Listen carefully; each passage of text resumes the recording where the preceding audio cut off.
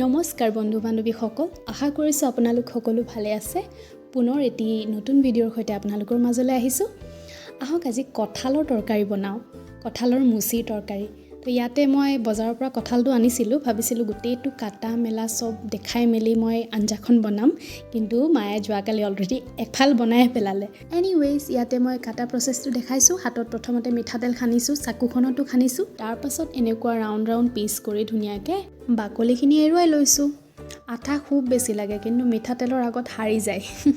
চ' এনেকৈ গোল গোলকৈ কাটি লৈছিলোঁ আৰু এতিয়া মই ধুনীয়া সৰু সৰু পিচ কৰিম। আপোনালোকে আপোনালোকৰ ডিজায়াৰেবল পিচ কৰি ল'ব পাৰে।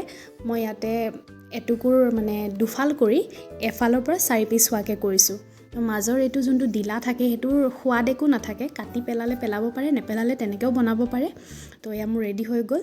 এতিয়া এইখিনি মই ধুনীয়াকৈ ধুই মেলি অকণমান সময় বইল হ'বলৈ দিম। কঁঠালখিনি আপোনালোকে কুকাৰতো 2টা চিটি মাৰি ল'ব পাৰে, বাট মই এনেকৈয়ে প্ৰিফাৰ কৰোঁ, যিহেতু বেছি সময় নালাগে সিজোতে। তো এইখিনি হৈ গ'ল। হোৱাৰ পাছত এতিয়া মই মিঠাতেল গৰম কৰিলোঁ, তাত শুকান জলকীয়া, পাঁচফোৰণ আৰু জিৰা দি দিছোঁ। দিয়াৰ লগালগ চপাৰত চপ কৰি লোৱা পিঁয়াজ দিছোঁ। পিঁয়াজৰ পাছত 2টা তেজপাত দি দিছোঁ। এতিয়া এইখিনি অকণমান সময় ভাজি ল'ম। ভাজি পেলাই মিক্সাৰত ইয়াত মই লৈছোঁ কেঁচা পিঁয়াজ, আদা নহৰু, বিলাহী আৰু অকণমান ধনিয়াৰ গুটি। এইখিনি ফাইন পেষ্ট বনাই লৈ উঠি পিঁয়াজখিনিৰ লগত কিছু সময় ভাজিম। ভাজি উঠি হালধি অকণমান দিছোঁ। তাৰপাছত মিক্সিৰ জাৰটোত অকণমান পানী লৈ তাত জিৰা গুড়া, ধনিয়া গুড়া, ৰেড চিলি পাউডাৰ আৰু চিকেন মছলা নাইবা মিট মছলা যিকোনো এটা মই ইয়াতে দি দিছোঁ। মুচিৰ তৰকাৰী বনালে মোৰ এটা ক্লাছ 6ৰ কাহিনী মনত পৰে। মই কঁঠাল আমাৰ ঘৰতে আছিলে, তো সেই কঁঠাল এটা ছিঙি আনি মই আঞ্জা বনাইছোঁ সেইদিনা দেই। মাহঁত ঘৰত নাছিল, ধুনীয়াকৈ কাটি কুটি আঞ্জা বনাইছোঁ। তাৰপাছত মাহঁত আহি পালে, ভাত খাবলৈ দিলোঁ। দি ঢাকনিখন যেতিয়া আঞ্জাৰ গুচাই চাইছে, মাহঁতৰ হাঁহি হাঁহি পেট বিষাই গৈছে। কাৰণ কিয় জানেনে? মই কঁঠালটোৰ বাকলি একো নুগুচোৱা নেমেলাকৈ বনাইছোঁ।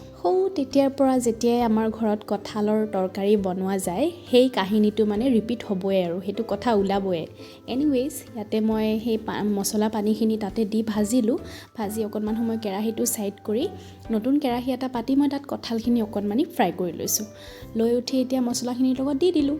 দিয়াৰ পাছত আলু দিলোঁ। আলুটো অলৰেডি বইল কৰি থোৱা আছিলে, তো সেইখিনিকে মই ইয়াতে দি দিছোঁ। অকণমান সময় ভালকৈ ভাজি ল'ম। ভাজি লৈ উঠি এইখিনি ঢাকনি দি ঢাকি দিম। তাৰপাছত ইয়াতে গৰম পানী নাইবা ঠাণ্ডা পানী যিকোনো দি দিব পাৰে, যিমান আপোনালোকে গ্ৰেভি বিচাৰে। মই কঁঠালৰ তৰকাৰীটো অলপ ঠিক হৈ থাকিলে ভাল পাওঁ। তাৰপাছত ইয়াতে মই নিমখ দিলোঁ। নিমখ দি উঠি পানী দি দিছোঁ। পানী দি উঠি অকণমান সময় ঢাকনি দি দিম আকৌ। তো ইয়াত ঢাকনি আঁতৰ কৰিলোঁ। আঁতৰ কৰি উঠি ইয়াতে ধুনীয়াকৈ কাটি লোৱা ধনিয়া দিছোঁ। ধনিয়া দি উঠি আৰু অকণমান সময় লৰাই ল'ম। তাৰপাছত লাহেকৈ আমাৰ কঁঠালৰ তৰকাৰী হ'বই আৰু।